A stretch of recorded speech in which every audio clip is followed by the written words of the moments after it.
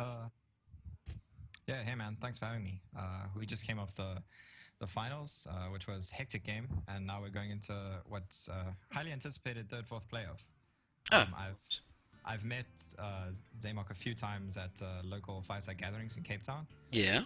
and he's quite a strong up and coming player. I think still quite a young guy, still in school. So yeah, I think he's got a bright Hearthstone future in front of him. Oh, that's always great to hear, especially when people start playing the game from so young. Um, uh, Actually, a lot of the population for Hearthstone is between the ages of, I think, about 16 and about 25 or so. So, a lot of people that actually have like a Magic the Gathering or Yu-Gi-Oh competitive background that also play the game. So, very interesting to see the different backgrounds and age groups for the people that actually play Hearthstone. Yeah, I think in South Africa we actually have quite a wide audience of people that play Hearthstone. The accessibility of it being a mobile game as well, I think it helps out quite a lot. Oh So yeah, it's most it's very definitely. good to see younger players playing it as well, rather than just it being a bunch of us old farts that only play Hearthstone. I guess you're only talking about yourself there being the old fart part there. But yeah, so the finals, you were casting that game. What was the result there if you want to inform everybody about the finals of the Mad Hatter's March of the Cards number 3? Well, if you're going to watch the VOD, I would tell you to mute now because spoilers. But Fafa took that game 3-2 in a Oh very wow. close last game. He picked Priest with Koala only having Patron and Zoo left, and obviously his Priest was favored in both matchups. He lost to the Zoo, but he managed to just eke out the Patron. He got the Patron into a position where Patron had no more threats, and the uh, Priest was just able to heal up and constantly clear the board, and Oh. the Patron just conceded to save us some time. Unfortunately, yeah, Patron really not favored though in the Priest matchup, especially with the Priest. There's so many clears against Patrons. You've got the Organized Circle, you've got Light Bomb, Holy Nova with Velen's Chosen, or any other additional spell damage pretty much sorts that problem out completely. Yeah, I think the deck that Fafa was running had didn't have Holy Nova, but it had double Light Bomb, double Orkanai, and Circle combos. So he was able to get enough draw in the Patron game to eventually win. The Patron had a pretty good start actually, in that the Patron managed to amass quite a big hand early with two early acolytes of pain. Um, so it was close. But anyway, let's move on to our game for tonight, or this game, our third, fourth playoff. Yeah, third, fourth playoff of the Mad Hatter's March of the Cards number 3 tournament, which is between Striga and Zaymok. The tournament has been sponsored by Mad Hatters D20 and Roman's Pizza. Also, to the people that are watching, this is specifically only for South Africans. There is a giveaway which is going to be taking place a little later on for a Roman's Pizza voucher. Again, it is only for South Africans, so unfortunately, our international peeps, my sincerest apologies. You won't be able to partake, but please do stick around. Enjoy the games that we have. It's going to be, I suspect, very exciting games that we're going to see here between Striga and Zaymok. I don't know too much about Zaymok, but Striga I've met once or twice on ladder, a couple of times. I know that he's a very competitive Hearthstone player. I think First Division or Prem Division player as well in the DGL. So also a person that actually knows what he's doing. Yeah, I'm not sure about the DGL. I'm pretty sure Zaymok hasn't played DGL at all. But personally, I've played him a bunch of times at fireside gatherings, local ones. And yeah, he's a pretty strong player. I've actually cast one of his games before. Hmm. One of the finals he played at one of the fireside gatherings. That was a bit shaky. I spoke to him for quite a long time afterwards. In sort of how he played his Freeze Mage deck, which is possibly a deck I expect to see from him today. I know that's a deck he's practiced a lot, so I'm pretty excited. Freeze Mage might be a little bit resident sleeper for some people, but I personally really enjoy the deck and find there's a lot of interesting decisions to discuss when casting it. Yeah, no, most definitely. It's a very interesting deck, I must say. Yeah, I Um, mean, at the yeah. time he was also playing Freeze Mage without Thelnos simply because he didn't have the card. So Oh you can wow. see he's relatively new to Hearthstone, but he's still doing really well in the South African scene. He seems to have some talent for the game, so good for him. Yeah, And I know he's free. been trying really hard. Yeah. Freeze Mage, though, if you're looking at specifically just ladder play, I personally haven't seen any freeze mages since, for maybe the past 2 months while going on the ladder. Yeah, look, I think there's certain pockets where you can play freeze mage and it works out, but I don't think that's really what he's been playing on ladder. I'm not sure what he was playing. I think he switched was playing a bit of zoo most recently on ladder when he hit legend last season. Um, but I know he was working really hard towards that. So um, yeah, Good uh, on him. in this tournament so far, he's been playing um, mage. I have some stats from his game so far in this tournament. Overall, he's 10-5. Obviously, because of the one game he lost 1-3 to Evolve Koala, Yeah. that is why he has the 5 in the last column. His mage is 3-2. His warlock, which was Zoo, I believe, was 2-2. His druid is 3-1, and his hunter 1-0, which he only really played in the semi-final. Okay, So well, he seems yeah, to be he favors the mid-range decks from the look of that. 1-0 with Hunter, can't really state anything too much. Mage 2 and, what was it, 3-2 you said? yeah, 3-2. Which is also, Mostly. it's not bad figures considering for a tournament basis. Yeah, look, with Freeze Mage, you're expecting to lose certain matchups. One of the games he lost was to Warrior, for example. So you can pretty much, actually, both the games he lost were to Warrior.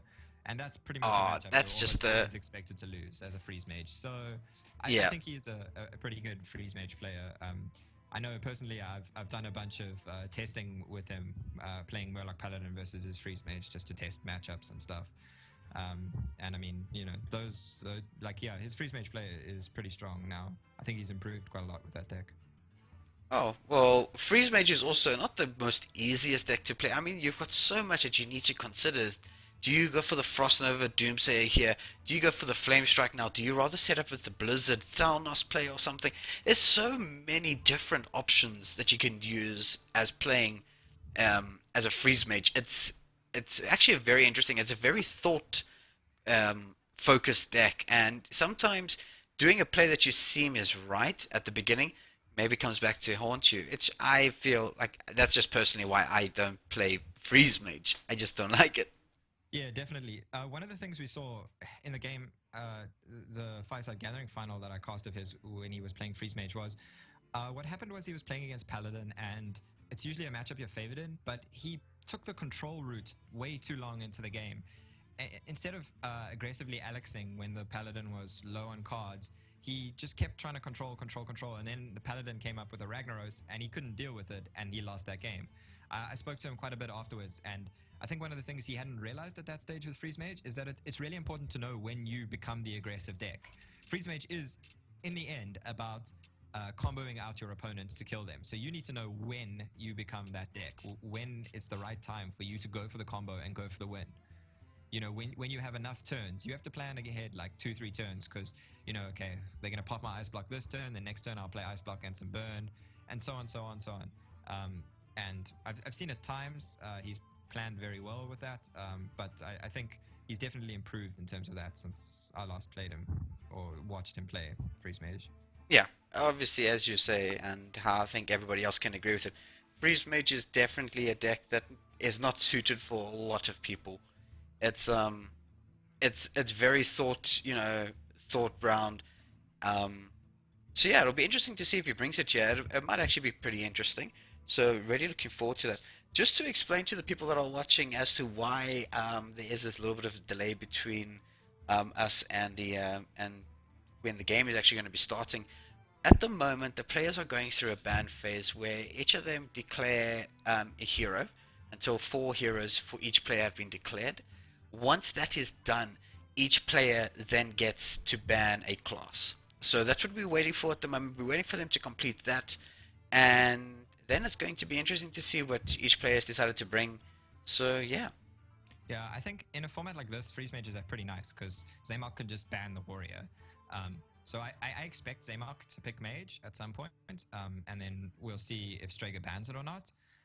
Strega, talking about him through this tournament, he's 6-7 overall because he had his first round game was a really interesting game. I mean, I didn't see it, but looking at what happened, he went 2-0 down, and then he managed to reverse sweep his opponent's priest. So that was obviously, quite smart of him. He managed to pick three decks that were strong against Priest. So he obviously has pretty good knowledge of his matchups. Hmm? And that definitely helped him in his game. He also went 3-2 against Skunksy, one of our top South African players. So, I mean, most of his losses have come in those heavy 3-2s. And then in the semi-final, which I cast as well against Fafa, I have to say, got really unlucky. Usually I don't like to talk about luck in Hearthstone. I don't think that we learn much by talking about it. But he just got the wrong matchups and some really poor draws, and Fafa managed to take that one 3-0.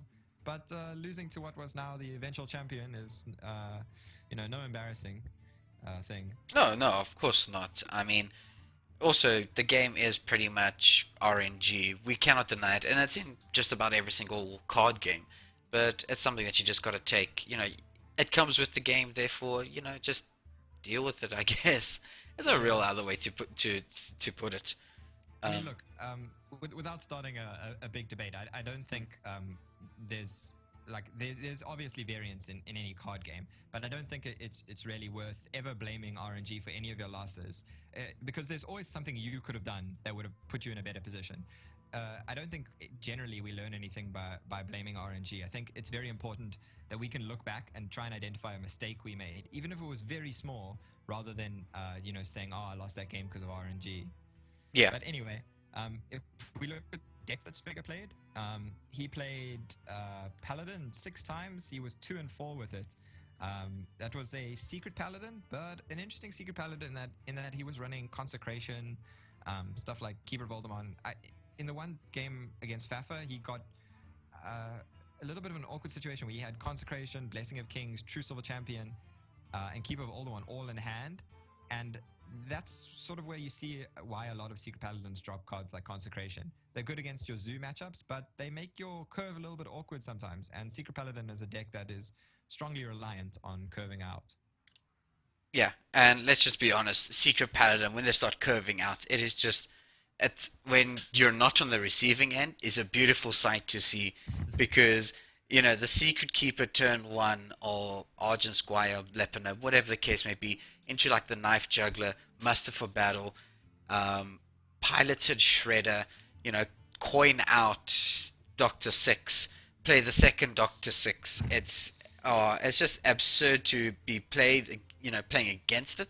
But actually watching it, it's so good to watch. I'm not even going to try and bat that down at all.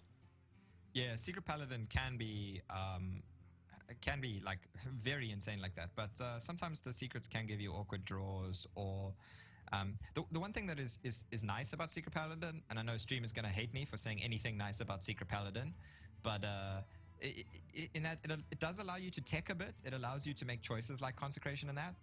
Sometimes they make you a little bit less consistent against all of your matchups, but they might improve you in specific matchups you really expect. So, for instance, I think Strega is probably expecting a lot of Zoo, and that's why he took that Secret Paladin type of deck that he's picked. He's also got, or he's also played so far in the tournament, Shaman. From speaking to him before the game, he said it was an aggro Shaman, so he went like 1-1 with that. So I mean, the game he lost was to a Druid, so you never know. Druid might have just done Druid things. Um, and then the other decks he was playing was Control Warrior, which if Zaymok is planning on bringing Mage, I strongly expect him to ban, and Druid as well. Druid is also strong against Freeze Mage. So, yeah, we'll see. It'll be interesting. Obviously, we don't know that those are definitely the decks they're going to be playing. We'll have to see once this pick and ban phase is finished. Yeah, actually, interestingly enough, we're going straight into the first game now, which is going to be interesting. Great. Yeah, I've just received the invite to come and spectate. Just waiting to get into the game. We're going to be spectating from Strega's side at the bottom. Zaymok is going to be on top for everybody to know. You asked for it. Yeah, Strega playing what seems to be a bit of a tempo mage. Yeah, it does look like a tempo mage. Against what looks like a handlock from Zaymok. Oh I've wow! actually seen Zaymok play handlock now that this reminds me. I've seen him play it before at the. Oh, okay, it's a Reno lock by the looks of it instead of a handlock. Yeah. I've seen him play it at local tournaments, but I know he was playing a lot of Zoo on ladder. So, Hello. I mean, his Warlock is golden, so he's obviously played quite a lot of Warlock. Yeah, no, most definitely. Definitely the Golden Warlock an indication of him playing quite a bit, so we can expect quite a few things here from him. Strega going to coin out the Mad Scientist. Doesn't really have a nice turn 1 play. He's got a Frostbolt if anything does come from it. I think that was a really interesting decision. I think Strega is expecting this to be a Zoo deck. That's the only reason I see to really bother with coining out the Mad Scientist. Yeah. Otherwise, you definitely want to keep the coin for Flamewaker. Yeah, most Personally, definitely. Even against Zoo, I think keeping coin for Flamewaker when you have spells like Arcane Missiles and Arcane Blast in hand is probably better. We see he actually has Ronin in his deck as well, so I would expect there's an Archmage Antonidas in this deck as well, which could be really, really clutch against Reno Lark because it gives you some really big burst and it allows you to just keep burning them through the Reno. Yeah, no, most definitely. Interesting though about the Ronin. I know that when Ronin first came out, Ronin was seen in just about every single Tempo Mage. The Frostbolt on the Voidwalker, I'm not too sure about that play. I still would have felt a little bit of right, trading, pinging away. Yeah, But look, it's alright. I thought the same thing as you at first. I was also really tempted to say that the Arcane Blast plus the ping was pretty strong. But I can kind of see what Strega's doing here. I think he has identified that this is probably a Reno lock at this point, based on the tap. Because really Zoo is unlikely to tap on 2. So Yeah. I think that might mean what he wants to do is he might actually want to save these these 1-mana spells to go with an Antonidas or something. Or he thinks he'd rather get more value out of those 1-mana spells. Yeah, most definitely. I definitely think he's probably trying to pick out, is it possible for him to pick out some, more value out of them? Oh, the effigy. We can see why Oh, he said that was a mistake earlier from playing the 1-mana card when he had the effigy. yeah. I mean, Zaymok probably assumed, Mirror Entity or Counterspell, because those are the most likely ones we see. But if you're going to play a deck with stuff like Ronin, Boom, and we assume Antonidas, then something like effigy makes a lot of sense. Yeah, But because I mean, it's pretty bad. Dr. Boom dying, Antonidas could come back. So it's interesting though. The effigy on the Timberwolf, definitely an error there. By Strega. Zaymok thinking about what he could play here. That's a little interesting. Is he going to think about just playing, Acidic Swampers? He's tapping.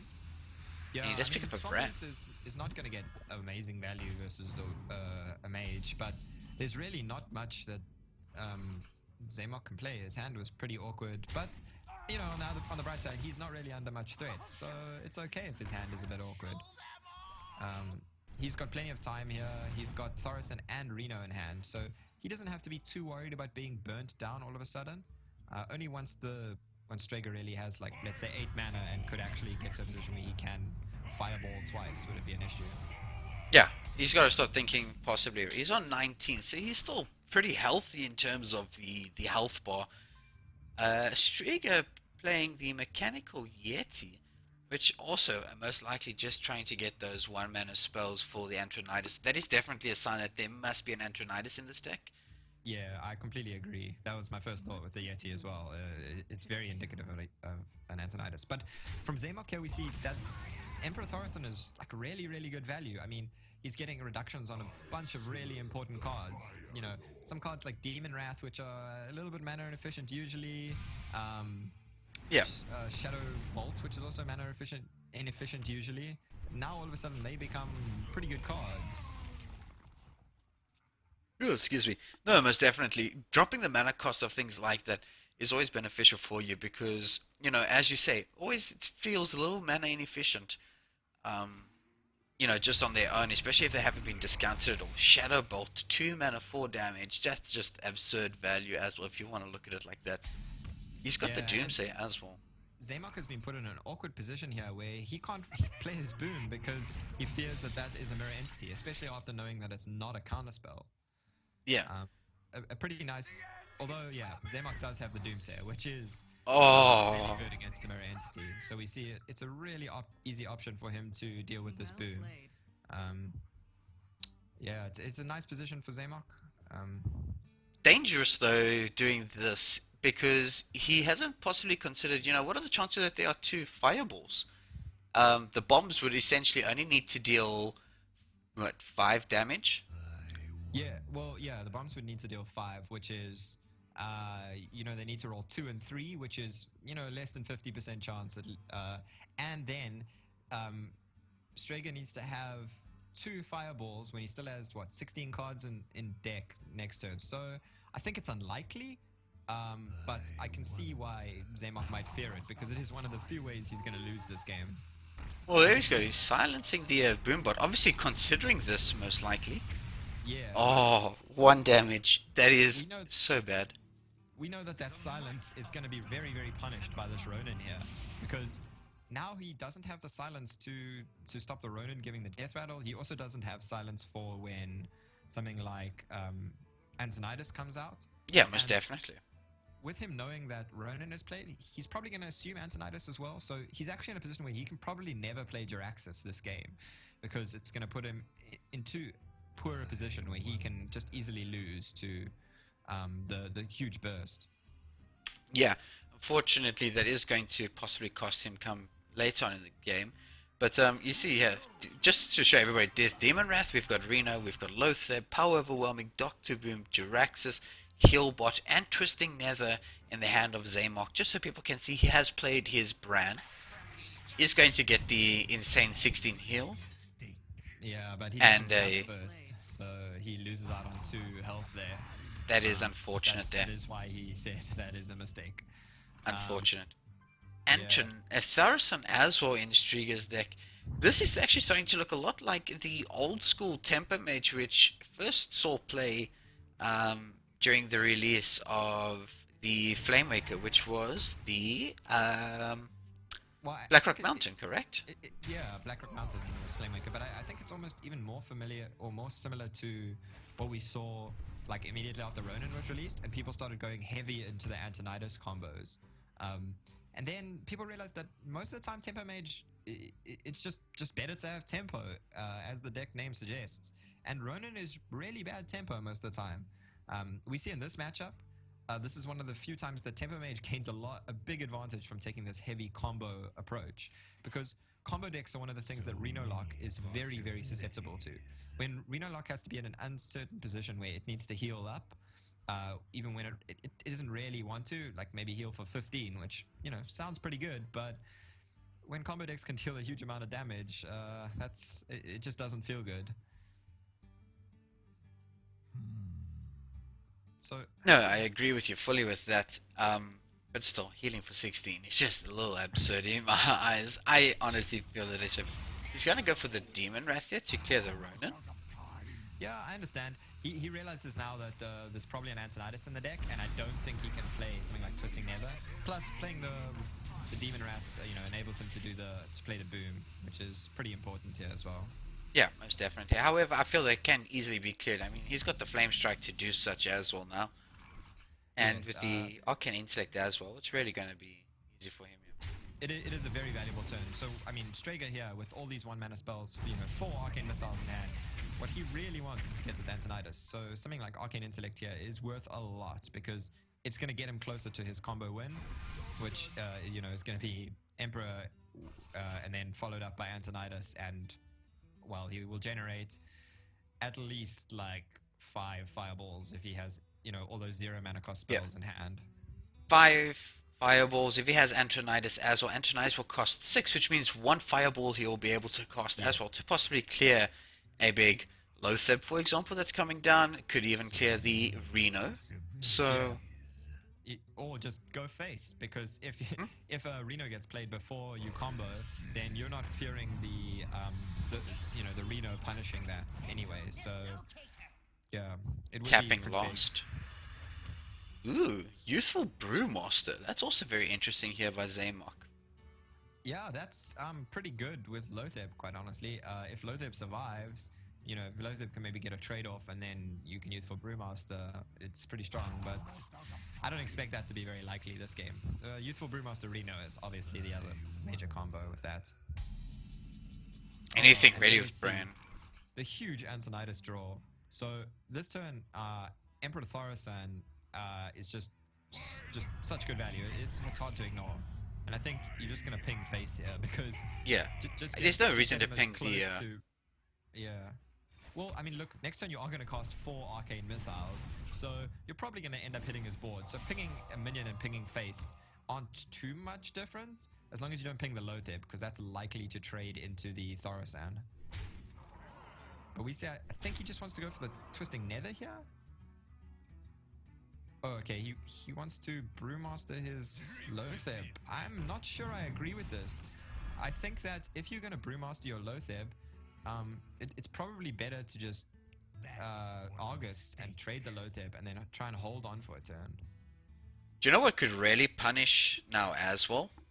Is if a Flame Waker is picked up now after all of these discounts. Yeah, I mean, this clear of the board is actually really, really bad for Zaymok. Because now all the Arcane Missiles are guaranteed to hit face. So this combo is 3, 6, 9, 12. Yeah, 12 plus 6 from the Fireball. So he's going to deal 18 damage to Zaymok's face, which, sure, Zaymok can just follow up with a Reno. So it's not enough to kill him, but if he follows up with a Reno, he doesn't have a way to deal with the Antonidas, and Antonidas is just going to burn him for a lot next turn. He's possibly considering the Azure Drake here? Yeah, I don't mind Azure Drake. It's an extra 4 damage versus Fireball, which, considering that was a reduced Fireball in his hand, I don't think there was much value in playing that Fireball there. It would have, it would have put him in a position where he could maybe Fireball ping and Fireball. Well, yeah, it doesn't make too much difference, but if he draws a Frostbolt or something, it could have made a difference. Reversing Switch is putting Antonidas right in the range of Big Game Hunter now, so I don't agree using the Reversing Switch too much on him. Yeah, I think if you want to play Reversing Switch, just play your Sorcerer's Apprentice and Reversing Switch it. Oh, and he's chosen to be very greedy here, not playing the Arcane Missiles. I mean, yeah. This could come back to punish him. If Zaymok had the BGH here, or some way to clear this Antonidas, that would put Strega in a really bad position. He loses that combo that we were talking about, which is the likely way to win. Obviously, we know that if Zaymok doesn't play a minion, then Strega will actually have lethal with double Fireball, ping, Arcane Missiles, but Zaymok also has the Loatheb that he bounced to his hand earlier, which Zaymok should really know. So not playing the Arcane Missiles there felt very, very greedy. Yeah. It's going to be interesting to see what Strega decides to do here. Fireballing the Loatheb away. Yeah, I like this play personally.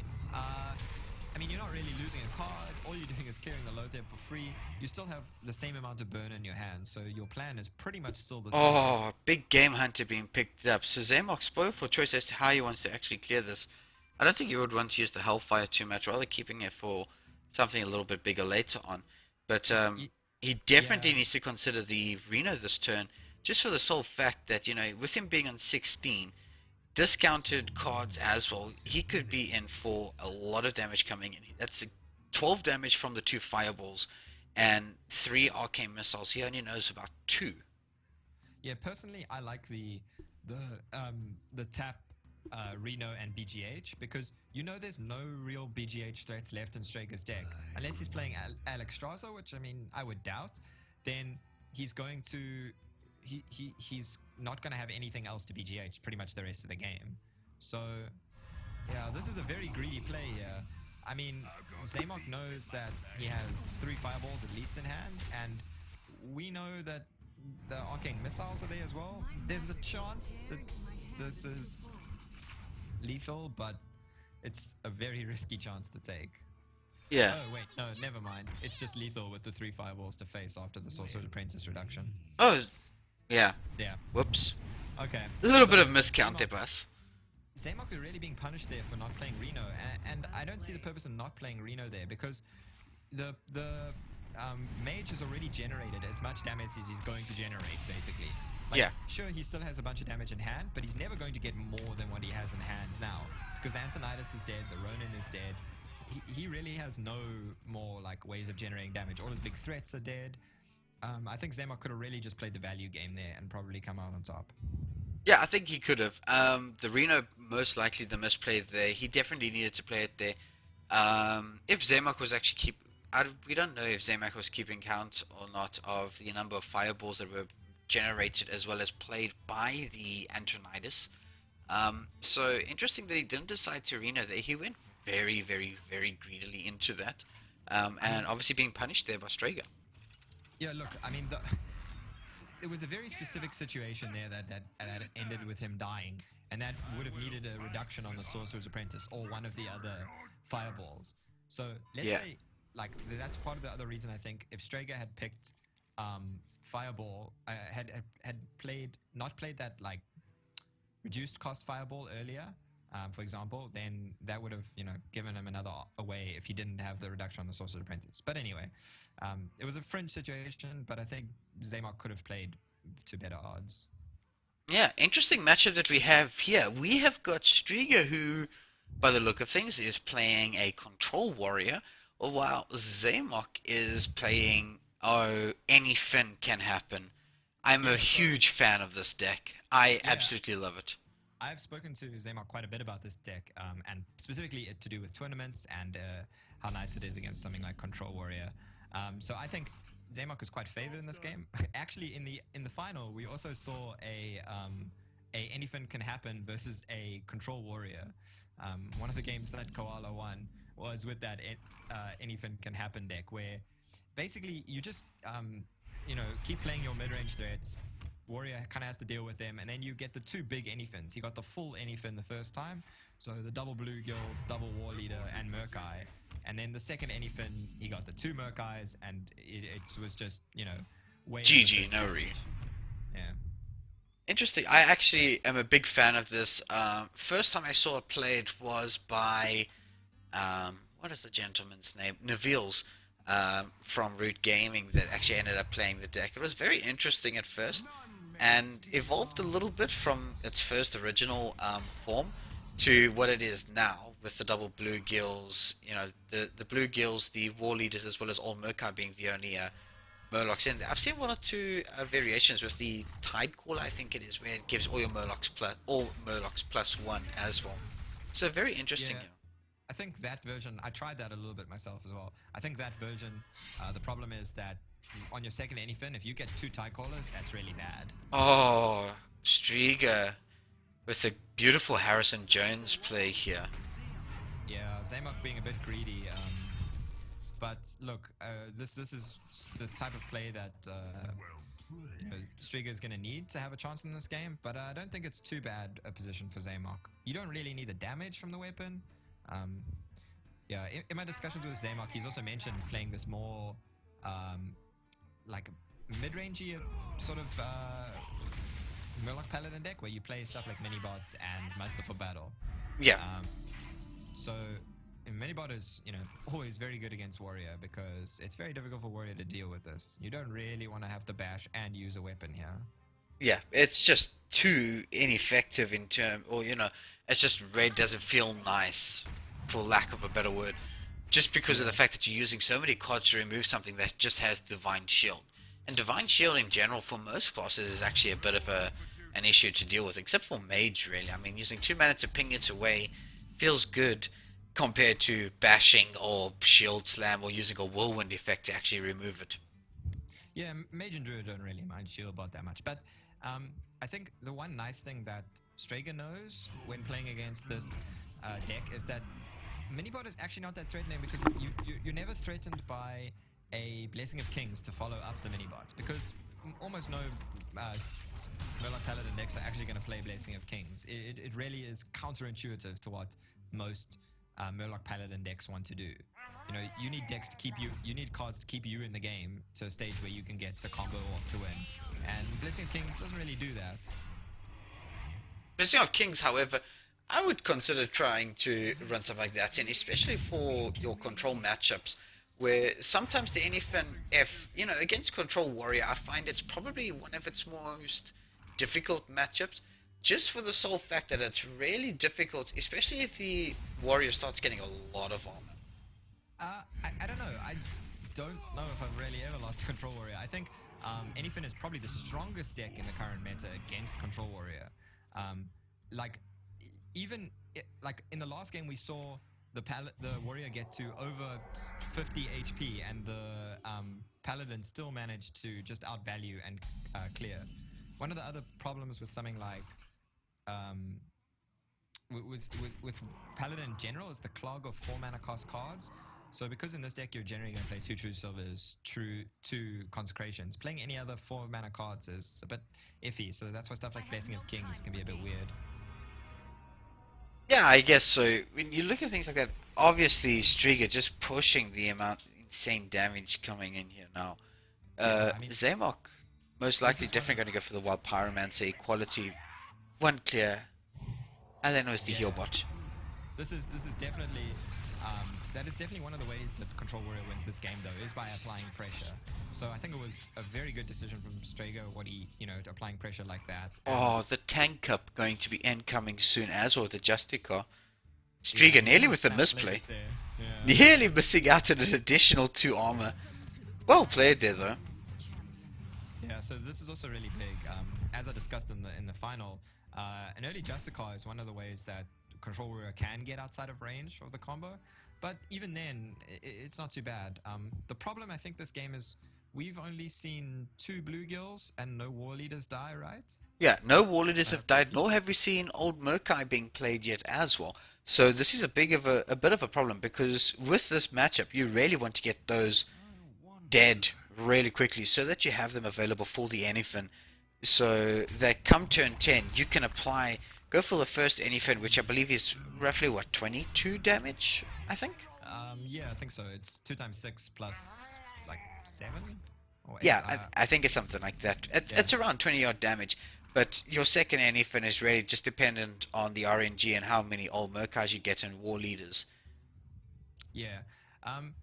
One of the ways that Paladin loses this game really is by having your Murlocs on the bottom of the deck. They are so important for your combo. I think we're probably going to see we're just going to see the Dr. Boom here. He's not going to respect the equality type of play from the Paladin. He just wants to get as much of a threat on board. I thought we might have even seen a brawl there after the trades he made. But I can understand this. He thinks that he needs to win now against the Paladin. Interesting with the zombie chow here in Zaymok's deck. Also, not something that you see. No, wait, you do actually see it in the list. It's basically just so you have a better matchup against your aggro. Are we going to see the Eldor here? I think Zaymok mostly seems with this list that he's running to fear the matchup against the aggro decks. I think what it means is that he's a little bit weaker against the control decks, but I still think with the Anyfin combo that we discussed, it's still good enough. Oh, speaking about old Murkai, he has decided to come and show his face. Yeah, and usually Control Warrior doesn't run any silence, so you don't have to fear this boom being silenced back up to a 7/7. So it's a pretty nice position for the Paladin. Having so much heal in the deck as well. He's not really fearing that, and he'd rather just chip away at the armor now. Yeah, start getting rid of that armor now, because it can cause a couple of problems, especially if it's not dealt with at some stage. We're going to see the brawl here now.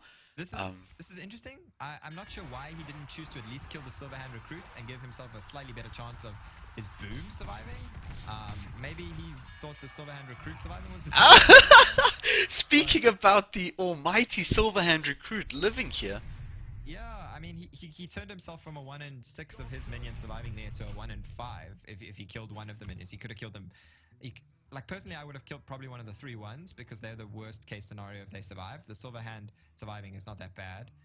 Obviously, if you kill one of them, then your boom is on less HP, but your boom's 1 attack. It means very little anyway. Question here, though. Anyfin, would you consider playing it now, considering you've seen 1 brawl already? You'll be able to get yourself 20 odd, I think it's about 20 damage then, in? Which I feel would be worth it. You'll be chipping him away a lot of that armor.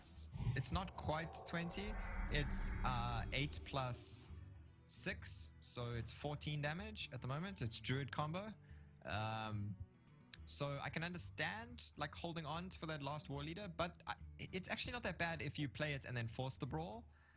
It's best obviously if you can get the maximum value out of it. But the second Anyfin, with only having had 4 minions die now had a good chance of getting 2 old Merc Eyes, for instance, which is the way that you get sort of the most maximum burst out of your big anything. We're going to see the slam on his own Garrosh here, pushing 10 damage face. Yeah, I agree with that play. I think his idea, going back to what I said earlier, is really just he feels he needs to win now. He knows his opponent has played 1 heal bot, I believe, and still probably has. I think he's played both lay on hands, but either way, he's not going to lay on hands when he only has 3 cards left. That's Yeah, very he's played both lay on hands. He's played 1 Solemn Vigil. He's still got the 1 heal bot, which is in his hand as well. Yeah, so here we see the war leader played out. I wouldn't have actually minded inequality before because we've seen Boom and now Grom from Warrior, so he generally doesn't run a lot more threats. You can sometimes lose to something like a surprise StregaZA or a surprise Ysera, but recently Control Warrior has been tending more towards removal than really a lot of threats. So I wouldn't have hated equality trading and then playing the war leader, for instance. Yeah, okay. This is understandable as well. Like I said earlier, there's no way for him to silence it, and even if he silences it, just goes to 4 attack.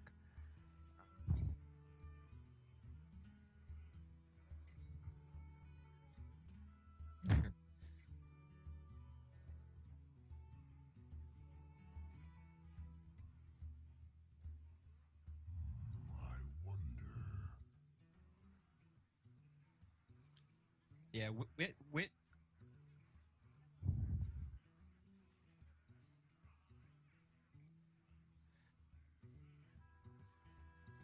look, the thing is, in standard, Murloc Paladin loses Old Murkai because he's a reward card, and I think that pretty much kills the deck, to be honest. I don't think the deck is feasible without Old Murkai. So, yeah, so, you know, play all the Murloc Paladin you can now, because you're not going to be murgling as much. Yeah, you're not going to be doing all the Murgle as you would like. 1 Consecration, so I suspect that one of the last 2 cards there is definitely the second Consec. Probably, yeah. We've only seen 1 so far this game. I personally would have liked him to kill the Grom here. There's no reason to take 1 extra damage a turn, I feel. Yeah. You really don't want to be taking additional damage. I also think you damage. actually want to kill off your Silverhand recruits. Silverhand recruits can become a bit of a liability because they're filling up the board, and that means he can't get his maximum amount of minions off his of his anything. And you'd rather he brawls and like a Silverhand recruit doesn't survive. Although currently, a Silverhand recruit with 1 Silverhand recruit would be okay, because he's only summoning 6 minions, 5 minions from anything. Yeah. If he played it after this war leader dies.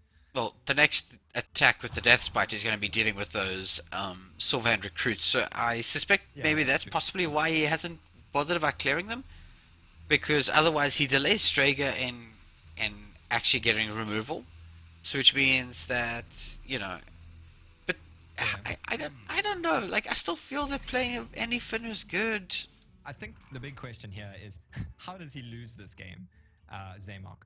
I think the only way he really actually loses here is to fatigue. That's the only way Strega is realistically going to do enough damage to kill Zaymok. We've seen both heal bots, and we've seen lay on hands. So we know that Zaymok actually doesn't have any heal left in his deck. So I actually think Strega's best option is to just try and, like, you know, hit face with Grom here. And go face! Yeah. But, like, I don't think he needs to use the weapon here. I think he can just hold, because as we said, the Paladin has less burst with the way the board is right now. So playing the Shield Maiden allows him to trade his minions in, which is a little bit the weakness of playing Shield Maiden there. You could almost argue for the play where you hold the Shield Maiden until after you've brawled. Yeah. We got to see the anything come down now. Yeah, okay, he'll get 5 minions, so it's fine. It's definitely not lethal though. It's only 22 damage. But yeah, interesting. I mean, we can pretty much expect a brawl now. Yeah, we're going to expect the brawl, and then it's really going to come down to RNG with regards to the second anything. Yeah, look, there's the really terrible scenario where you get 4 war leaders. But even then, you're at least you're probably going to get Murkai. If you get Murkai and 4 war leaders, it's still a lot of damage. That's like 8 from the war leaders, plus Murkai is at least a 11. So Murkai is 19 by himself. And then 1 bluegill would be 2 10. for 6, 8. Yeah, 10 So damage. that would be 29 damage, even in almost a worst case scenario. Obviously, there's a slightly worse case where you just get 2 bluegills and all of the war leaders, but statistically not that likely. Or you just get, because 2 war leaders would have died for this anything. That means 4. So having, Yes. yeah. That's what I'm saying. Yeah. 4 war leaders is guaranteed worst case scenario, but it's just worst case is 4 war leaders and 3 bluegills.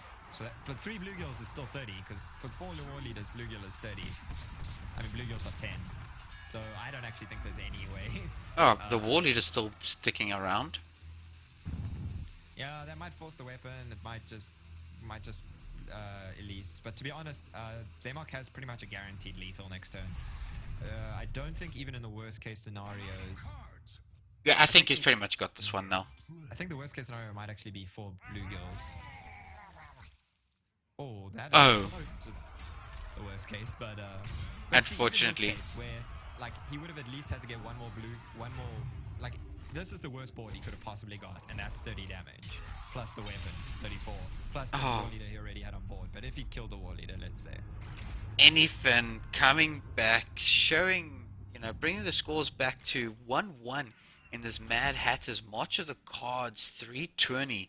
Sponsored by Mad Hatters, Romans Pizzas, D20, and Nerdnabs.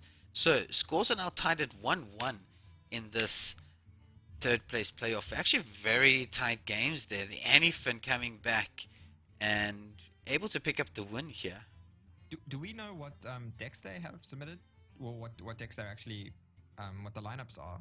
Nope. I mean, this is all still blind.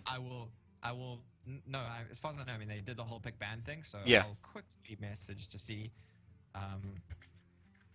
We're interested to see what StregaZA has got left, as well as Zaymok.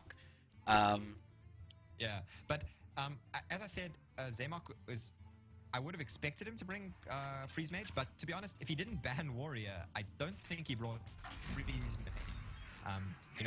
I think maybe then he was almost targeting something like Warrior, because Reno Lock is usually decent against Warrior, and Anyfin, as I said, as we saw, is favored against Warrior. Yeah. This game, however, could possibly be the most resident sleeper game if we're going to have tonight. Reno Lock versus Control Warrior. I mean, I think Control Warrior Mirror is worse with the way Control Warrior is at the moment, in that it's just so much removal. It's basically a guaranteed fatigue game.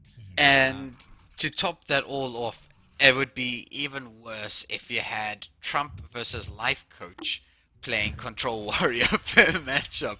Or, I don't know if you've ever watched Pavel play. Yeah. Player, but he's pretty much takes just as long as Life Coach. So I think those two playing Control Warrior against each other would be the worst. Oh man, it would be like the absolute worst trying to watch those. But let's hope that we don't have Life Coach number 2 or Life Coach South Africa here with Zaymok or StregaZA. Zaymok picking up the Dark Peddler though here in his hand could be considered to be played here. So I don't see any reason as to why not playing it. One of the reasons not to play it is that you play into an Acolyte of Pain next turn, because it gives Acolyte of Pain something to trade into. I mean, we see he also has the Dark Bomb, so he can play around that, but he can also play Peddler next turn. He's really in no rush this game. What he needs to do is he needs to get to his threats as quickly as possible and play those. And one of his threats that we see in his hand is Molten Giant. So he wants to tap. He wants to get low, and Peddler is not going to help him with that. So I can totally understand the play that Zaymok made there. We might even see a Dark Bomb tap here again. Because I think really the way that Control Warrior wins here is the fatigue game, because Warlock will almost always draw more. And for the Warlock, it needs to win by playing threats that the Warrior struggles to deal with. But we see these days Warrior has so much removal. I It's think actually stupid. it might, be able to take this, but yeah, we'll have to see what threats that Zaymok actually has, because that's the real question. The other one huge win condition for Zaymok is obviously Jiraxis. I don't know. I've Yeah. seen many games where Jiraxis is just it's such a tense card to play in this matchup, because you get in a situation where you can die to Grom if you're not always at 15, but you start generating those 6/6s and Warrior starts running out of removal. Yeah. Yeah. That's definitely how, if Zaymok wants to win, honestly, an early Jiraxis might be his win condition here, because a lot of just about any class in this game cannot deal with a 6/6 for 2 mana every single turn being played. And with things like Defender of Argus, you start putting taunts on them. You've got your normal taunts, you've got your normal Belcher. But I mean, if you're allowing 3 Infernals to be on the board, that's 18, 24, 30, 36 damage that you would have basically essentially allowed during that time for the third one to come out. Roughly. Yeah, I think importantly, Jiraxis is always better earlier rather than later Yeah. for Warlock in this matchup, because the later you leave it, the more likely you get into a position where the Warrior will have that like Grom combo to kill you straight after Jiraxis, after playing Jiraxis. That's the best way Warrior wins um, if the Warlock plays Jiraxis. So I think what we're likely to see is Zaymok try and play as many threats as he can before 9, which is probably also why he's been tapping, because he wants to play Molten Giant before he plays Jiraxis. So he wants to play like Boom into Molten Giant into Jiraxis, let's say. Because what he does then is he forces removal, he might even force a Brawl, and make it more difficult for the Warrior to deal with that, those repeated 6/6s you were talking about. Yeah, the repeated 6/6s is just really probably the way that Zaymok's going to actually win this game. Dark Peddler, Power Overwhelming is probably... Oh, he's going to take the Blood Sale, which is I like actually... the Blood Sale. Yeah, it takes away the initiative of the weapon from your opponent. Your opponent's unlikely to like Whirlwind or something, knowing that this is Control Warrior. I mean, Old school used to run the Whirlwind. Like real old but, school. I But mean, you're not going to recently, see it now. You're not going to see it now. Revenge is the card you would see, and I don't think you're going to revenge a 2/1 and a 1/1. Nah, there's just no way. You'd rather wait until if you were less than 12 health, and you would pick up the full 3 damage from that instead. Yeah. One of the other things that, like the Power Overwhelming, I agree. It also jumped out at me at first, because it's quite nice to have as a burst option to push those 6/6s to 10/10s to win. Because, as I said, you don't want to give the Warrior too much time after you play your Jiraxis. Yeah, most definitely. Striga's starting to get a few ways to deal with the board. He's going to pick up the Shield Maiden here.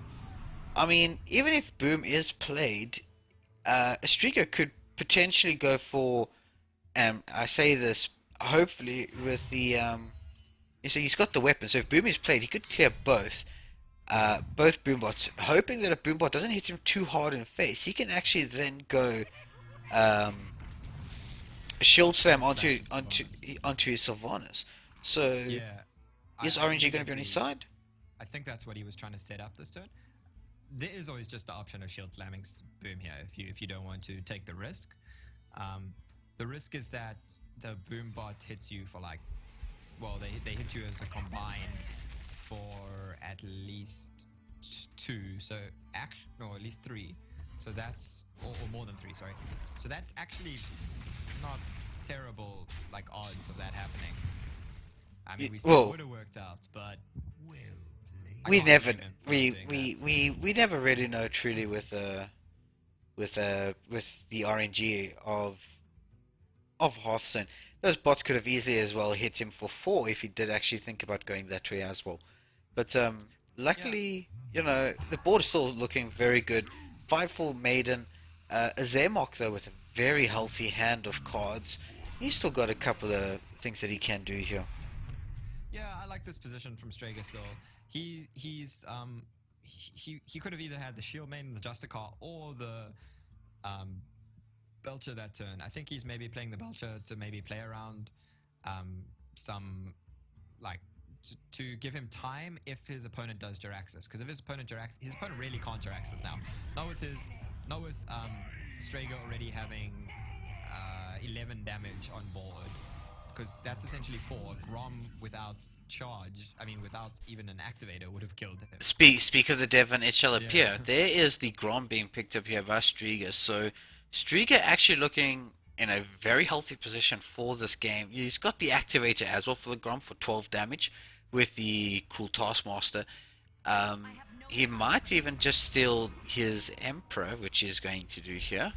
I'm not sure I like this, to be honest. Yeah, okay, I suppose, otherwise you're not going to kill the Emperor. This probably actually does maximize damage to face. What he wants to do here is maximize damage to face so that Grom next turn actually is lethal. Like, if Zaymok doesn't heal or do something here, Grom is actually lethal. And we know that Zaymok does not, in fact, have a Reno. And even Lotheb, which sometimes might save you, is not going to save him in this position. Yeah. Because he has exactly 16 damage on board without even Grom. Yeah. Unfortunately here for Zaymok, the only way that I think he can actually do this is basically playing something, picking up a card draw and hoping for Reno off that, as long as he doesn't play any... Reno is 6 mana, so... He can play Arcane Golem plus Mortal Coil to clear the Belcher, which would put him outside of lethal range, assuming there's no Grom, and it would draw him a card to possibly get Reno or a heal bot. We see that Zaymok is playing the Arcane Golem version of the deck. Yeah. Which is probably a little bit better against Warrior as well. Okay, and the Siphon Soul, that's going to put him outside of lethal range for what he knows. We know that there's a 12 damage Grom in hand with the Cruel Taskmaster. So that's going to be enough damage. Yeah, that's enough damage. He has I think that this is going to be game. That was a bit of a cocky well played from Strega though. He actually just gave away information that he probably has lethal in hand, which is unnecessary when his opponent could do something like destroy the weapon. We know it actually doesn't make a difference, but it's like questionable. Why even give away that little bit of information? Yeah, you'd rather want to do that kind of thing in your own turn. He is actually short on lethal now. Yeah. Yeah. He's short on lethal because of that. That was an error because that's very bad for him right now. Because he's given Warrior the one way that Reno Lock the one way that he has. He's gonna put Reno Lock on 1 and pray that he doesn't have Reno. Unfortunately, there for Reno. But we also know that he has BGH here, Molten Giant, and Healbot, and then he can even Youthful Brewmaster his Healbot to play it in a future turn. It puts him outside of lethal range from board because board is only 7, and quite frankly, Strega's little well played might have cost him the game. Maybe Zaymok wouldn't have played the Acidic Swampoos. He probably would have. To be honest. Let's be honest. The antique Healbot was there. The chance of him playing it, the antique Healbot. My apologies. The Acidic Swampoos was there for him to play. There's no doubt about it that even, I would have even played it considering that there was that weapon. Just hoping that he doesn't have an activator. But as soon as you start getting that low on health, you've got to start worrying about a Grom plus some sort of activator for that either 10 or 12 damage. So interesting to see, what is Zaymok going to do here? I think more importantly, actually, Strega thought he had the game, and he misplayed with the BGA. Putting him on 1. And playing the Grom out means that it's susceptible to stuff like the BGH. And now he doesn't actually ever threaten him from a position where he would have had Jiraxis. We see it doesn't matter because he draws the weapon. Yeah. But I'm wondering if Jiraxis would have won him the game there. I think so. I think if he'd played Jiraxis in a following turn, next turn, it would have put Zaymok Strega in a really tough position because Strega would have not had the Grom threat. There would have been very little chance of him bursting Zaymok down from 15. I think Strega got like completely broken out of jail there by that Premature, the well Dead Spirits played. after He fate. definitely picked up a get out of jail free card, I think, with that. So Strega 2-1 up in this Mad Hatters March of the Card 3 third place playoff. Tournament has been sponsored by Mad Hatters, D20, Romans Pizzas, and NerdNab. Again, just to inform everyone, somebody in chat, a South African, there is a chance of you winning a Romans Pizza voucher. We're going to be asking some sort of question at the end. Dib, because you're the first time casting with me, unfortunately, I'm definitely going to let you think of a question to ask our members in chat.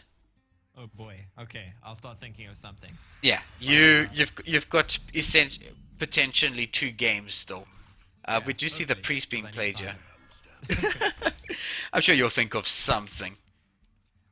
So here, I think the Reno Locker's favored against the Priest. Generally, I'd say any combo decks are favored against Priest. And what we see out of this Reno Lock is specifically the I'm sure you'll think of Arcane something. Golem combo version. We have not seen a Faceless Manipulator anywhere, but I think it's pretty safe to assume there is one in there. And like we also see stuff like Twilight Drake, which is excellent against Priest because Twilight Drake is just really, really difficult for Priest to deal with. Yeah. Okay, so this is Dragon Priest. Yeah, Dragon Priest. I mean, we sort of knew that from the Blackwing Corruptor, but it is actually better than Control Priest against in this matchup. Definitely. I think the Bran was a bit greedy there. I mean, it obviously dies to the like Valen's Chosen play. I don't really see the value that he got there. I get that he was trying to make a huge Twilight Drake, but I'm not sure a 418 is all that much better than a 4-9, quite frankly. Yeah, 4-9, 4-18, that's pretty much still the same thing. Both are going to get absolutely wrecked by some form of silence. Interesting. Yeah, Priest usually doesn't run that much silence, but so I can kind of understand it. But yeah, he's going to get really punished here by the Blackwing Corruptor. It means he can trade off this thing, and he still has his 5-2 and his 5-4. Thinking about potential other plays that could have actually taken place there. I don't know. I actually would have think, considering this is Reno, I would try to push and just hope that he doesn't have any sort of Reno. Possibly Face, was also another option because that would have been 9 damage. I think with the hand that Strega has now, I don't think he has much chance of if he just goes face. I think it's better for him to control the board and try and play towards the value of Ysera. I feel Ysera is really good against Reno Lock because it hopefully will generate you multiple threats. Reno Lock only really has Siphon Soul to deal with Ysera. Or often a silence as well, but he might well use that before then on something like a Chillmore. So I think it's understandable why Strega just wants to control the board for now. I think, as I said before, the way that Reno Lock tends to win a lot of games against control decks really is just by playing out threats. And in the last game and this game, we've seen Zaymok really struggle to do that. Yeah, Zaymok, considering the Arcane Golem here. I'm not sure I like this. I feel like it's a little bit impatient, almost. He's ramping his opponent up, which is kind of unnecessary. The Acolyte, I mean, the Acidic Swampoos here doesn't trade into anything, because he's just going to heal with 5-3 currently. And, he can also just use the Blackwing Technician. So yeah. I almost feel like even just coining Boom, even though it kind of just traded into what was on board, was almost better. Or holding the coin, playing something like the Elise that he had in hand, and then just twisting Nether coin next turn to reset the board. Yeah, that's interesting. What has happened now? For some reason, it's just kicked me out of the game. Oh, okay. Well, what we saw just keep Zaymok if you can just keep everybody updated while I just quickly restart Hearthstone, so you can stop derping on me. So Zaymok played his Boom on 7, as a lot of players tend to do, and Strega has traded his Dark Cultist into the Boom and putting it down to 2, and then following up with a Holy Nova to clear the board. His Blackwing Technician has now been buffed up to a 3-8. So he's got the 3-8 Blackwing Technician and the 3-8 Twilight Guardian on board. He also has a Cabal Shadow Priest in hand, and we see Zaymok drawing the Imgang boss and probably about to play it here and going to get very punished for that Imgang boss. Yeah, if you can just keep everybody, for some reason, Battle.net decided, hey, it's time for an update, and it just went ahead and did things. Sorry, guys, about this. We're going to be getting into the game. Oh, you'll be able to see the game shortly. Dib giving us a bit of a blow-by-blow, per se. Yeah, so Zaymok here has gone with the Elise and the Imgang boss, and he's going to be very punished here because he is only on 15 life, and Strega has 6 power on board, and now that he's stolen the Imgang boss with the Cabal, he has 12 power on board with Zaymok on 15. So Zaymok is in a position where he can't tap, or if he taps, he has to hope that Priest doesn't have 1 damage. I mean, Priest is not known for the most burst. But anyway, so Zaymok has followed up with the Twisting Nether on 8 into Coin Doomsayer. An interesting play. I think what he wants to do with this Coin Doomsayer is he wants to set up an empty board for his Jaraxxus. He believes that Jaraxxus is the way he's going to get value out of this game. And Strega just accepts the Doomsayer, heals face for 2. So we're likely to see a Jaraxxus come down now. Zaymok on 15 already. It's not like he's losing any life for it. Yeah, most definitely. The problem being that Strega still has the Chillmore and the Ysera in hand. Those are going to generate a lot of value against, a decent amount of value against Jaraxxus. If he follows up with the Chillmore should at least get 1 hit into face after the Jaraxxus is played, before one of the Jaraxxus's 6/6s can trade. Yeah. Alright, we have vision again here. Sweet. Can we see both players? Yep, we can see both players now. Everything is all good. Everything has been restored, guys. Okay, Jaraxxus most likely going to come down here for Zaymok. I also feel that if he wants to win, it's definitely the way that he's going to be able to, because next turn, going to be able to get the first Infernal, next Infernal. Yeah. I think the way his hand is right now, it's definitely the option that he needs to follow. As I said, he was trying to set up for it last turn by, on 9 mana, playing the Twisting Nether and coining Doomsayer. Something you couldn't do if you played Doom instead of Doomsayer. I mean, instead of Twisting Nether. Ooh, Emerald Drake. And there's no way for... Very much the high priority card that you would want to get out of Ysera in this position. You want to get damage to threaten this Warlock. Oh, Shadowwood Death being picked up here of the top deck. I would definitely get it. Chillmore here is pretty much setting up lethal. Chillmore being a 6/6 is conveniently outside of range of BGH, and part of the reason I would prefer it to be played over the Emerald Drake here, Chillmore would have left him with 10 damage on board and Zaymok on 11, so it's not quite lethal, but if you get something like Nightmare or Ysera's Awakening, it is lethal, and we see he does get that. It really doesn't matter too much whether he's actually... I honestly think that he's going to have to think about an Infernal Shadowflame play here. Yeah, I agree. He does have to do that, I think. To be honest, like, the way it's turned out is that he would have had lethal if he BGH'd the Emerald Drake here, but I don't think there was any reason to not play around the BGH, to be honest. Yeah. So, I assume he's gonna Shadowflame this. If he doesn't Shadowflame this, then he's dead to a few possible options from what the Warlock, what the Priest could have gotten from Ysera.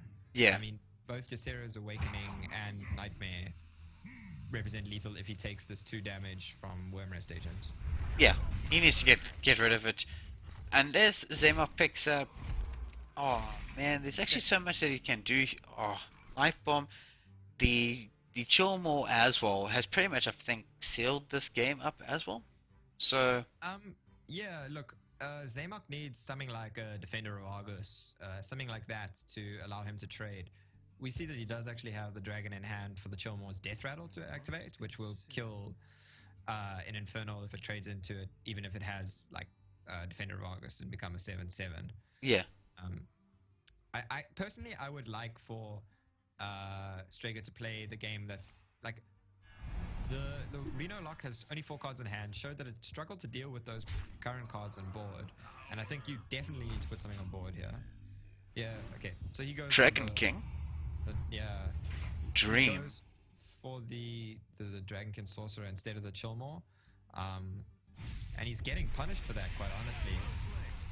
That is very much the punish here, because Chillmore would have still been lethal if he'd played that, and well, I mean, yeah, if he'd played that, he probably wouldn't have been able to kill the Infernal. I think this could be the way that he loses this one, maybe. Yeah, look, it is in a position where Dream is really convenient, and that Dream plus Chillmore puts him in a position where he still has lethal next turn. And you're almost never going to play that Dread Infernal for 6 when you can just Hero Power and get one instead. Exactly. Who on earth would play a 6 mana 6/6 when you can play it for 2 mana? I mean, the only time you're going to do that is if you have something like this, where Defender of Argus plus the Infernal plus Hero Power is exactly 10 mana and produces him 2 7/7 taunts. Which is currently the only way he stays in this game. I'm not sure I like this, to be honest. He's not checking to see. This is lethal, though. We have Light Bomb followed up by... Oh, yeah, because he doesn't have the Dragon in hand, and the Chillmore effect is not activating. It is lethal because he can just Nightmare his Dragonkin for 9 damage. Yep, and that is going to be how Strega takes this 3rd place playoff 3-1 in the Mad Hatters March of the Card Tourney, sponsored by Mad Hatters, Nerdnab, Roman Pizza, as well as D20. They're actually very interesting, possibly a few misplays at the end there by Strega, possibly, and not getting punished for them. But, you know, in the end, the result is still the same. It doesn't matter how you win it as long as you win it, right? Yeah. I mean, the priest there, I think, got out of jail a little bit, and as we saw, he got out of jail in the Control Warrior deck matchup after making a bit of a mistake. Zaymok played very, very conservatively at times with the Reno lock, though. I'm not really sure. There was a lot of different lines of play both players could have taken there, and I think it's very understandable both the lines they both took, like individually that they took. But yeah, well played to both, and you know, thanks a lot to the sponsors and Mad Hatters for organizing. It's been like a great tournament, even though I got knocked out in the first round. I've been casting quite a bit, and it's been a pleasure to do some casting for them. Yeah, and this is also our first time casting. Dib, thanks very much. I actually am looking forward to future games which you and I will be able to cast together. To everybody that came and joined us in chat. Also, always much appreciated. To the sponsors again, Nerdnab, Goodies for Geeks, Roman Pizzas, which is just amazing pizza, as well as D20 Gaming. That is all of you guys, all the sponsorships that you guys have contributed to this tournament run by Mad Hatters. It helps grow esports in South Africa little by little every single time. We do have a voucher to give away, though, for a South African in chat who is going to enjoy some amazing Roman pizza. My question though, Dib, have you been able to think of something to ask? I have, but I'd first like to ask a question of you. If nobody gets it, can I have the Roman's pizza voucher? I'm very hungry. I think we would need. Okay. Are we giving this away to the first person to give the correct answer? Yeah, first correct answer in chat after ask. Okay, are you monitoring the chat? Yeah, I've got chat open here. I've got a mate of mine from America. Because I currently don't have the chat open. I know the answer. I'm hoping you do. You're hoping I do? No. It's got nothing to do whether I know it or not. It's just more a case of I'm making sure that we've each got a duty here. You asking questions, I'm monitoring. No, I mean that you know it, so you pick the right person when I ask the question. Well, you could just always just be a good mate and type it in case I don't. Yeah, okay, I can type it to you on like Skype though, right? Yeah, we can do that. We can do that. But let me see if I actually know it. If not, I'll send you a message. All right. Cool. What is your question for the Roman's Pizza voucher? So in the Anyfin versus Control Warrior matchup that we saw, um, how much damage did the Bluegill Warriors alone do in off the final Anyfin can happen? I don't know. I've typed you an answer. Yes, that Okay, is the okay, correct alright, answer. okay. You see, my math is really good. Yeah. So, We're yeah, just talking about the Bluegill Warriors, not the total amount of damage dealt that turn, just the Bluegill Warriors. yeah. Bluegill Warriors, their total damage in total, what was, the amount Yeah, on that total last turn only. on the last turn for the full Bluegill Warriors for that final game? It's going to be interesting because essentially you would have needed to be here for that game, and if not, you kind of just sit. Some people might be just typing. I mean, you can guess numbers. You know, if you're very experienced with Murloc Paladin, you can just guess numbers that you usually deal damage with Murloc Paladin. But it's such a varying amount, you know. Yeah, I'm hoping it does actually reward somebody that was watching, because that was a good game, like most of our games. yeah, this it was such a good game as well to watch, and I'm just a huge fan of the Anyfin deck. It's it's very unique. Ladder play sometimes a bit sketchy, but definitely a good deck to bring to tournaments. I recall taking it to Port Elizabeth's Fireside Gathering, and I had the most amount of fun with it. I actually chose it on accident, and I ended up continuing to play with it, and I finished, I think, third with it, which was quite a lot of fun. Yeah, it is a very fun deck to play. I agree. It's not the best for ladder, also just because it's such a slow deck to play on ladder. But it is definitely a very fun deck to play. Yeah, most Have definitely. we got an Now, answer yet? I we haven't are really still looked at waiting that. for somebody. Oh man, Yeah, come on, guys. yeah, come on. I mean, people are hungry. I've got a hungry person here. I can actually hear his tummy grumbling through Skype. Can I give some clues to help people, maybe? Yeah, you can give some clues. And again, this Okay. is only two South Africans, unfortunately. First South African to type the correct answer will get it. So, uh, first clue: there were 7 minions on board at the time. They were all Murlocs. Hmm? Okay. I'm giving people a little bit of time to process that. Yeah? Second clue: um, 4 of those minions were Murloc war leaders. And now with that, all you need to do is quickly do some math. And if you don't know what Murloc War Leader does, now would be a good chance to go and Hearthpedia it or open up your card collection and And possibly and What and you need and. to do is you need to know how many bluegills, because there still could have been old Murkais. Yep, there still could have been that old Murkai. Damn you, old Murkai. So I'm still relying on people having watched it a little bit. Yeah, it'll be and interesting then- to and see then what. doing some maths afterwards. Yeah, some math, guys. Not myth, math. Let's come on. I mean, yeah. Yeah, let's just blame the stream delay and from us streaming and all. Yeah, I mean, we had some long games, so I mean, I'm pretty exhausted after casting, especially both games in a row, the Yeah. final and this. So I can understand how people may well have forgotten. Yeah. Maybe they just don't love Murloc Paladin as much as we do, and they Oh. weren't calculating the damage repeatedly that game. That is just sacrilegious if they don't like Murloc Paladin as much as we do. It's such a great deck, and I mean, it can easily be countered by what is it, a Murloc Tinyfin, and Murloc Tinyfin is like the cutest Murloc you'll ever find around as well.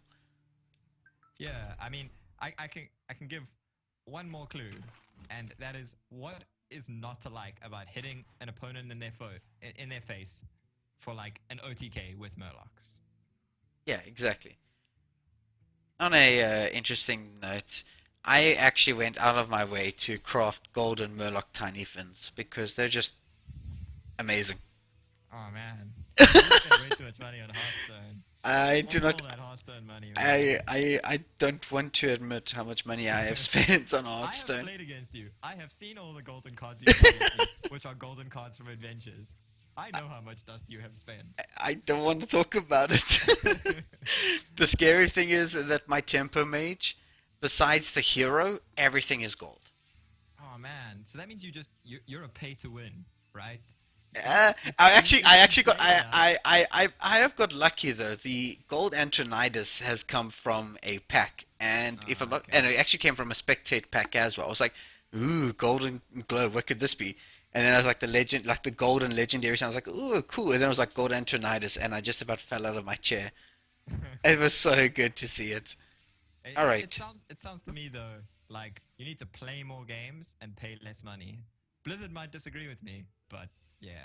What do you You need mean to play you less need to games? you need to get to that golden mage. Okay, Admittedly, okay. I'm on like 420 Blazer mage wins, so I don't have the golden mage either. But So it's a good so job on you actually judging me. hey, Interesting but enough. you bought all the golden cards. I have got 2,146 wins. All right, which is Okay. That is slightly less than me, but yeah. okay. I've also only got 134 arena wins because I cannot stand that mode at all. Nah, man. I'm like, I listen to a lot of arena podcasts as well. For those people that want to get better at arena, shout out to the Lightforge podcast. If you want to listen to a good arena podcast, that is the one to listen to. It gets a bit high level at times. I'd suggest their YouTube videos to sort of understand the basics of arena if you're not very good at it. But I'm like pretty much infinite in arena now, I think. So it's Oh. fun. Oh, that's pretty interesting. Make I'm gold to get I'm cards. just trying Then- to then get you have to. spend less money. Yeah, but then you got to spend more time in the game. So you True. see, it's But arena is fun. pros and cons, pros and cons. Arena it's useful for casting too because you learn the names of all the weird cards that you never see in constructed. So when weird shit comes out of unstable portals, you're like, right, that card that is actually pretty good in arena. Yeah, let's not talk about unstable portal because the other day I was on ladder and playing tempo mage and I decided unstable portal turn 2. What could possibly go wrong? And there it was. I am part of the elite club of using unstable portal to get a wisp. Oh man.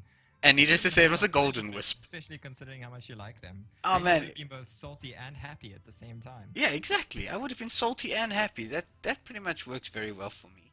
I mean, I'm mostly salty when the unstable portal is against me. Like, I have had against me unstable portal turn 2 into mist caller turn 3. What is that even? Wow. All of your opponent's stuff. That mist caller, bad card. But when you get off an unstable portal and you can pay on turn 3 a 4/4 that gives +1/+1 to every card in their hand and deck, and then they follow up with like 3/5 flame wakers, and you're just like, nope, I've lost. Yeah, there's no way you can do it. All right. Again, okay. So it seems Still like looking for a winner. we're still looking for a winner. I think we can. What we can do now is we can try and look at. Okay, let's try and make it easier. So it's just basically the first South African that can do math really easy and type in an answer into the chat here. During the Anyfin match, the control Anyfin can happen versus the control warrior match. There were 7 minions on board, of which there were bluegills and war leaders. Yeah, only bluegills and war leaders. There were only bluegills and war leaders. And yeah, Three as we attacks. mentioned before- 3 attacks went through. Yeah, as we for mentioned lethal. before, there were 4 war leaders. There were 4 war leaders. Simple math then tells me that there are 3 bluegills. Yes. What is the total damage of those bluegills, including all the buffs that they would have received from the war leaders?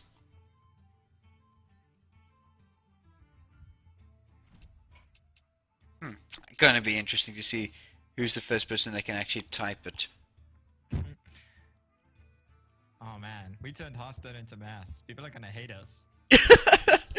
Well, this is true. I mean, Twitch chat is quite well renowned for, 12-man and lethals and everything as of late. I watch quite a bit of Ponyhoff, and chat there seems to always like, I don't know, like I don't think they can count because they're always like, you missed lethal, but we're like, that's 12 mana the plays that you're recommending. It doesn't make sense. So maybe we just don't like math because we can't do it. Yeah, I actually played Ponyhoff once in arena when we were both 0-2. Oh. Not the time you expect to find like streamers that are good players, but that is the case. I actually played him. I was like, huh. And then I went and looked after the stream, after the game, and I saw like just the like last thing because of like a bit of delay, and then so I knew that it was definitely him. And then he opened the pack and he opened a legendary, and I was like, oh, okay. Oh, okay. So he finished the arena 0-3, and he got a legendary for it. Yeah. Good It's job, just Blizzard. streamer luck, man. Good job, Blizzard. All right, okay. Well, by the look of things, nobody wants to do math at all. Oh So we're man. not going to worry about it. We'll find a way to get it all out to everyone. But to everybody who was watching, thanks very much for tuning in. Dib, again, thanks very much for the cast with you. It was always greatly appreciated, and I look forward to doing more casts with you in the near future.